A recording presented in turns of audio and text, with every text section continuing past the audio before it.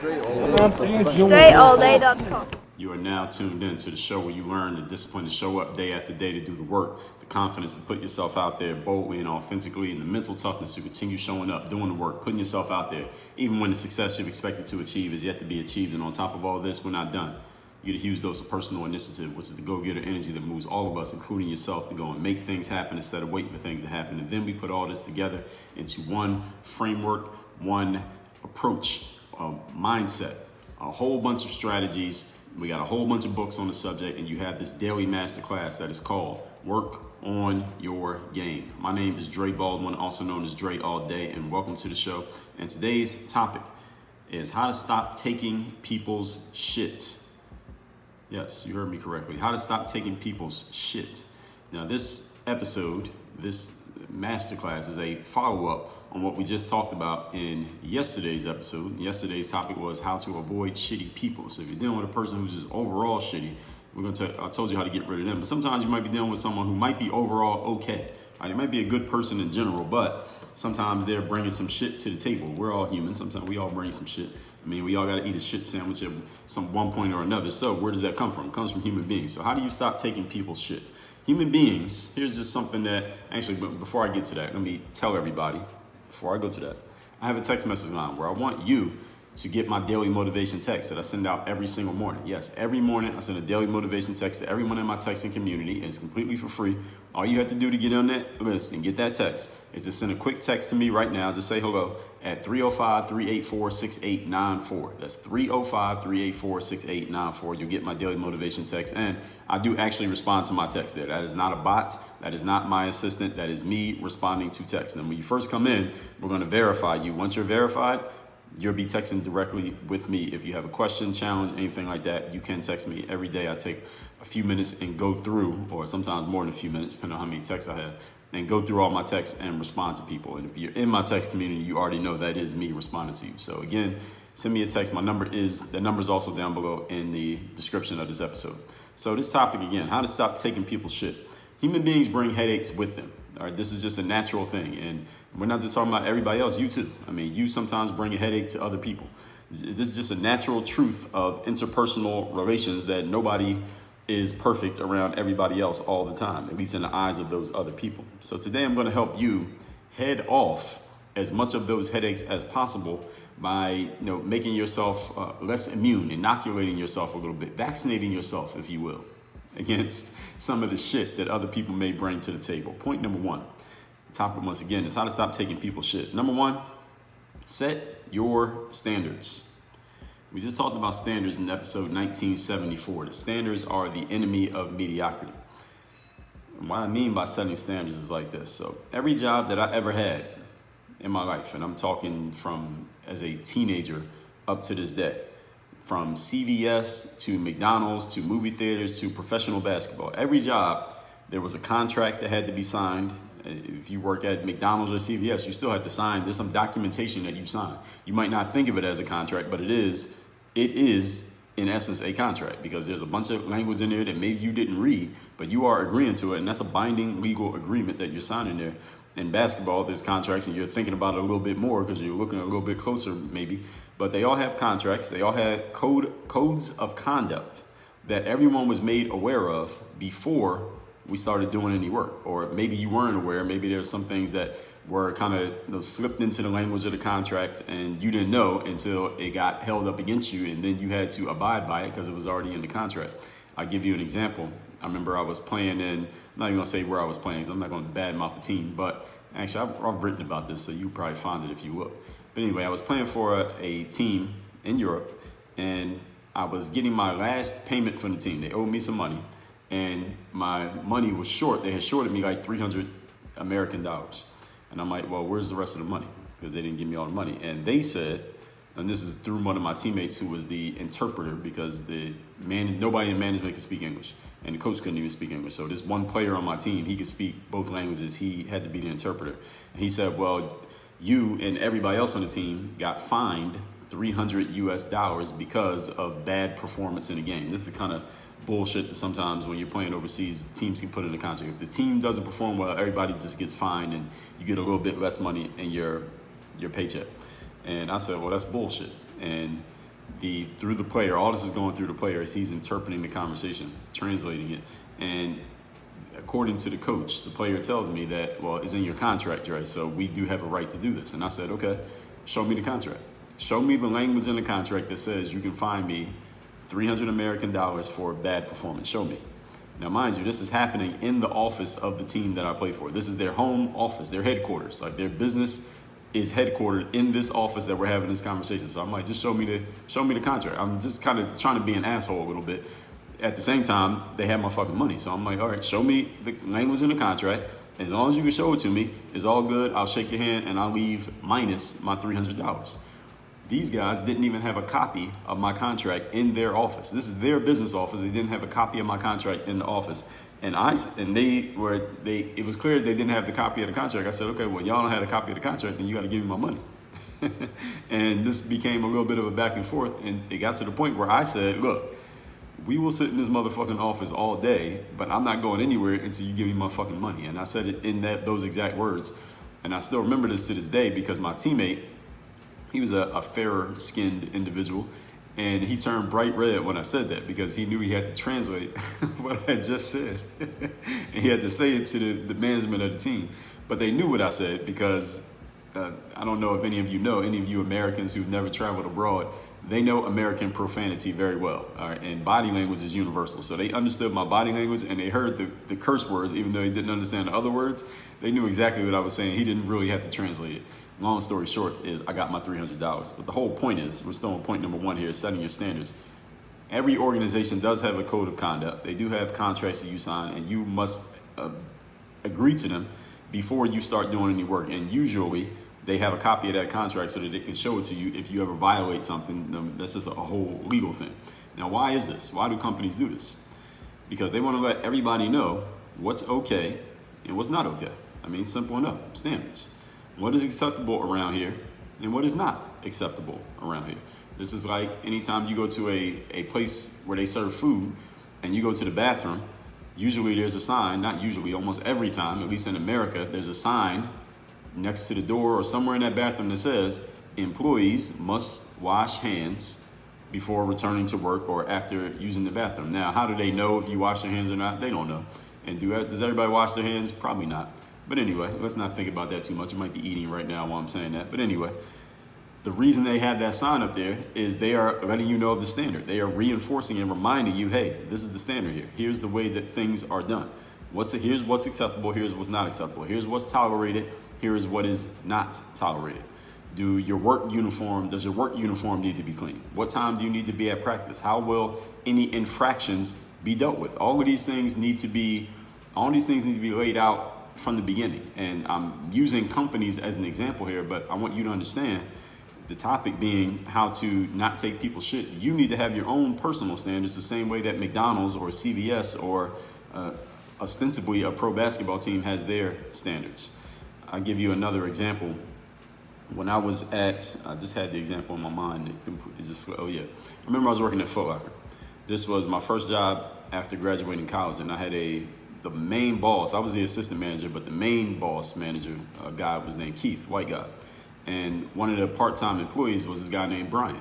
Now, Brian was a black kid, probably a little bit younger than me at the time. I'm 22. Brian was probably 19, 20, something like that. Young guy, but Brian didn't have a lot of discipline. He was looking around, playing around. He wasn't a very disciplined guy. He didn't seem to have a lot of direction in his life, besides, I guess, working at Foot Locker at the time. And Brian had a bad habit of coming to work late. Now, the challenge for Brian, because I knew that Brian took the bus to work. So when you take the bus to work, any of you who's ever taken any type of public transportation to get to a job or to get to school or to get to anywhere that has a schedule, sometimes you run into the problem of that public transportation will either get you to work like right on time to where you're technically a little bit late because you get off the train or get off the bus and you have to walk to the place, and you might walk in at 9:05 when the time was 9 o'clock, or you would have to catch the train or bus that comes before that, and then the one before that might be an hour before, might be 45 minutes before. So you're like, all right, if I gotta be to work at 3 o'clock, am I gonna catch the bus that gets me to work at 2:59 and then I just walk in at 3:03? or I'm going to catch the bus that gets me to work at 1:59, and now I just got to hang out at the mall for an hour before my work shift starts. And unfortunately, Brian didn't have the discipline to, I'm sure he asked himself this question, but I guess didn't have the discipline to understand that early is on time, and on time is actually late. And he was literally late because, again, it was a couple minutes it took him to go from the bus stop to walking into the store. He would be late. And I guess he had been late one too many times. And this story got relayed to me because I wasn't there when it happened. But one day, Brian walked into work late again. And Keith, as soon as Brian walked in, Brian had his referee shirt hanging over his shoulder. And Keith, as soon as Brian walked in, he said, "You're fired. Give me your shirt." He took his shirt and fired Brian right there on the spot. And I'm telling you that story to relay that Keith was upholding the standard. And he did it in front of some other employees because they're the ones who told me the story of how Brian had gotten fired. And Keith was kind of killing two birds with one stone. Number one, he was upholding the standard. Number two, he was letting everybody else know, hey, don't keep coming to work late, or this is going to happen to you. You're not going to have a work to come to because you're going to get fired. And this is part of upholding the standard. I remember once I spoke at a youth detention center, and in between it was before and after I spoke, me and the guy who brought me there, we were walking around this detention center. We were being led around by one of the corrections officers, one of the guards, and we could see these young men. It was all for young men, like a boys' house.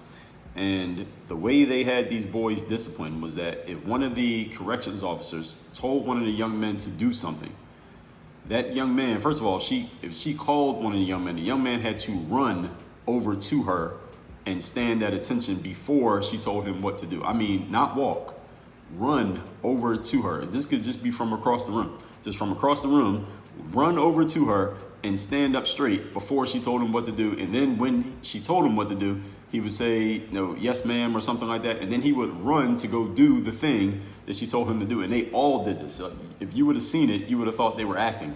But this is really how it was. They had these boys whipped into shape. And one of the things that was explained to me by the woman who was showing us around was like, all right, these young men came here with disciplinary issues. They came here with not knowing how to respect authority. They came here doing stupid shit out in the world and with their freedom. And we got to whip them around so that they understand that this kind of discipline, this respect of authority is what they're going to need to take with them when they get out of here. And they damn sure were teaching it to them. I don't know what happened, what became of any of those young men, but damn it, if they failed after they got out of that house, it was not because they weren't taught the right way inside that place. I mean, they would run to go do their task. They were moving like their hair was on fire, these young men. And the whole thing that I remember from that experience was the standards. They were showing these young men how to set standards. They were showing these men, all right, this is how things get done. No, that's not done right. Do it again. And I mean, it was a sight to see. When I was in college, for example, another example here of standards, my coach, one of my coaches, would say to us, he told us at the beginning of the season, he said, whenever we have practice, you need to be dressed on the floor and ready to practice 15 minutes before the announced practice time. So practice is at 4 o'clock. You need to be dressed on the floor and ready to practice at 3:45. If you walk on the practice court at 3:55 for a 4 o'clock practice, you are technically late. And he enforced that because one day a bunch of us were late and he made us run the entire practice. Those are standards. You need to know what your standards are personally. Point number 2. Today's topic, once again, is how to avoid or stop taking people's shit. Second thing you gotta do is enforce your standards. Now, I just gave you a couple examples of standards being enforced here in point number 1.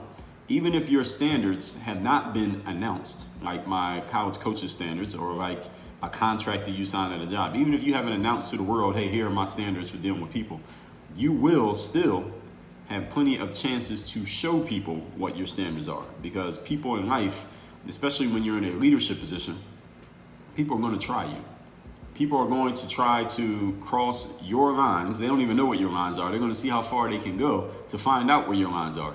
And when people do that, that's when you get to show them where your lines are so that they know whether that line can be crossed or not. And they want to find out how you're going to deal with it if and when somebody does cross that line. Just like Brian showing up to work just a few minutes late too many times, Keith fired him and showed everybody, okay, this is what's going to happen to you too if you show up to work late. So enforcing your standards, even when they're not announced, again, you're going to get plenty of chances to show them. A player, for example, if you're an athlete, a player is going to come to practice late. If you're doing business, so you're a coach, let's say you sign people up for phone calls or Zoom calls, or you have one-on-one meetings in person, people are going to show up to your meetings late, or they're not going to come to your meeting, they're going to no-show you, or they're going to cancel 10 minutes before the meeting is supposed to start, which throws off your whole schedule. What are you going to do about it? What are you going to tell them? How are you going to respond to the fact that someone is clearly not showing respect for your time? Somebody's going to defy your orders. When you're in a leadership position or a position of authority, you're going to tell somebody to do something, and they're just not going to do it. What are you going to do? A customer, let's say, if you're running your company, a customer is going to get irate and they're going to berate one of your employees. Somebody's going to be disrespectful to somebody who is working for you and you're not going to like it. How are you going to respond to it? How are you going to handle that situation? Your leadership will be challenged. And everybody who's involved, whether those are the customers, whether they're followers, whether they're team members, whether it's family members, whoever, your friends, associates, classmates, whoever, everybody's going to be watching you to see how you handle it. Because how you handle that situation is going to set the standard for what everybody else thinks they'll be able to get away with. I remember when I was in high school, I had a classmate of mine, this guy, his locker was next to mine.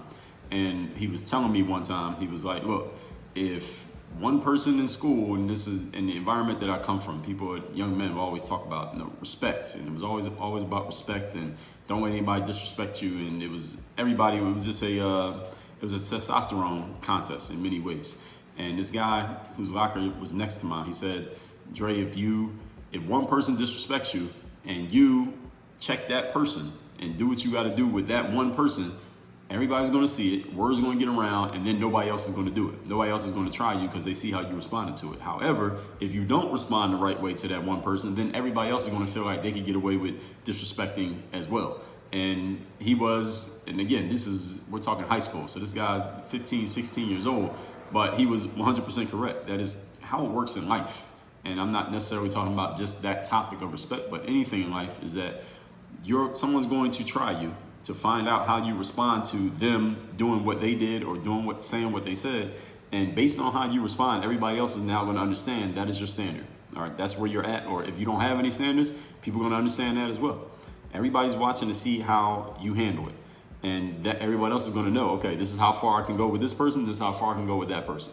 Speaking of school, when you were in school, you can probably remember, or maybe some of you who are in school, but you can probably remember there are certain teachers that you knew you could kind of act up in class, you could play around, you could be the class clown, and you could kind of get away with it with certain teachers. But there were other teachers where if you did any of that class clown shit, you were going to get checked immediately to the point that you probably knew, all right, in this class, I'm just going to sit down and shut up and fold my hands and not do anything. But in the very next class, the same day, you're going to be the biggest clown in the classroom. Why?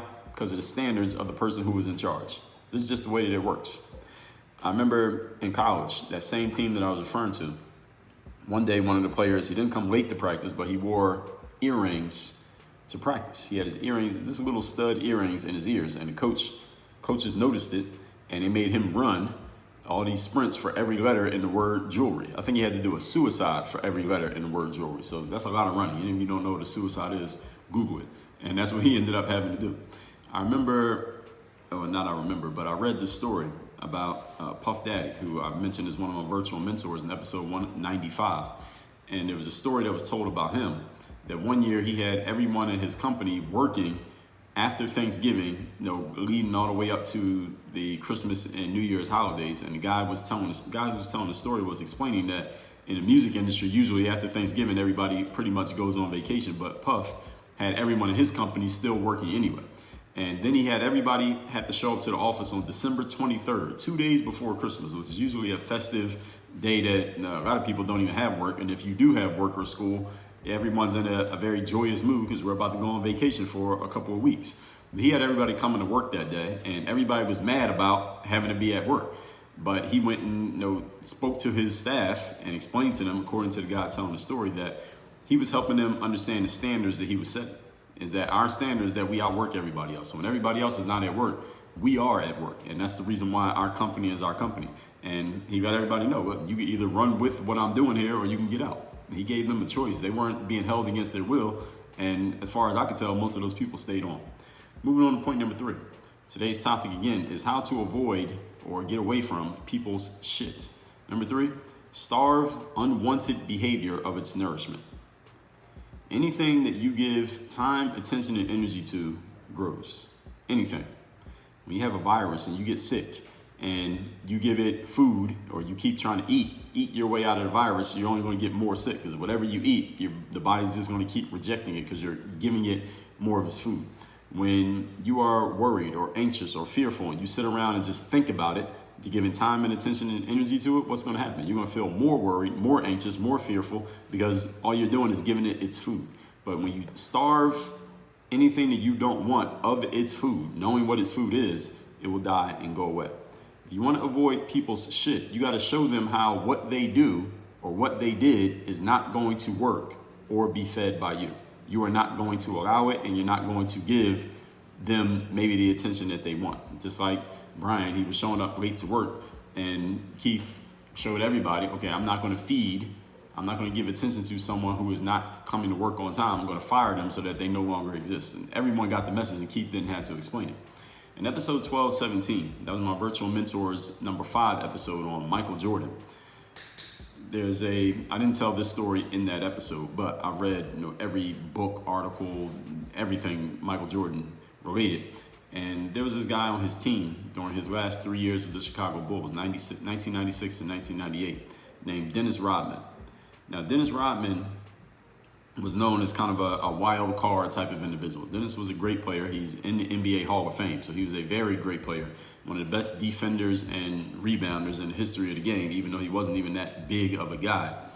Dennis Rodman had played on a couple other teams before he joined the Bulls. His previous team before Chicago had been the San Antonio Spurs.